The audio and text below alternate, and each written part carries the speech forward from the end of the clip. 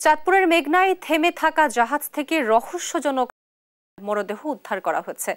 চট্টগ্রাম থেকে সার নিয়ে সিরাজগঞ্জ যাচ্ছিল জাহাজটি। মৃত্যুর কারণ এখন পর্যন্ত জানা না গেলেও ধারণা করা হচ্ছে ডাকাত দলের হামলায় তাদের মৃত্যু হয়। ঘটনাস্থলে যাচ্ছে কোস্টগার্ড ও পুলিশের সদস্যরা।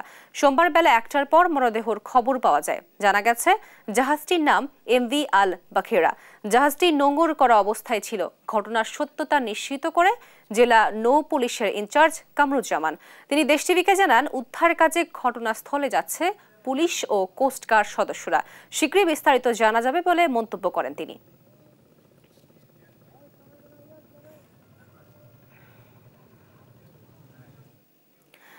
এ বিষয়ে নিয়ে বিস্তারিত জানাতে আমাদের সাথে সরাসরি যুক্ত হচ্ছেন সহকর্মী শরীফ আহমেদ। শরীফ, মরদেহগুলো কাদের এবং কোনো খোঁজ পেয়েছেন কিনা, এবং তারা কি জাহাজের কর্মকর্তা নাকি জেলে? সর্বশেষ কি তথ্য আছে আপনার কাছে জানাবেন।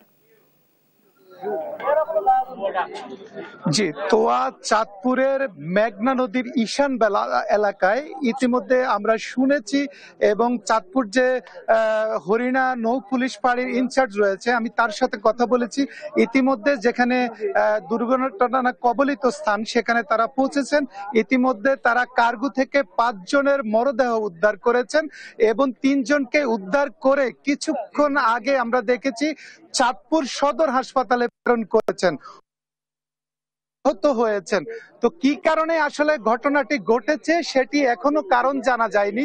নদীতে ঘটনাটি ঘটেছে, ফোন আসে যে নদীতে, এরই প্রেক্ষিতে কিন্তু তারা জাহাজের মধ্যে পুলিশ ঘটনাস্থলে পৌঁছার পর জাহাজ থেকে মরদেহগুলোকে উদ্ধার করা হয়, এবং 3 জন যে আহত হয়েছেন তাদেরকে কিন্তু সদর হাসপাতালে প্রেরণ করা হয়েছে। আরেকটু বিষয় আমি আপনাকে জানিয়ে রাখি, এখন কিন্তু পুলিশ উদ্ধার করেছেন, তাদের সুরতাল রিপোর্ট তৈরি করা হচ্ছে। এর বাইরে এখন কি কারণে আসলে এই দুর্ঘটনাটি ঘটেছে এবং কখন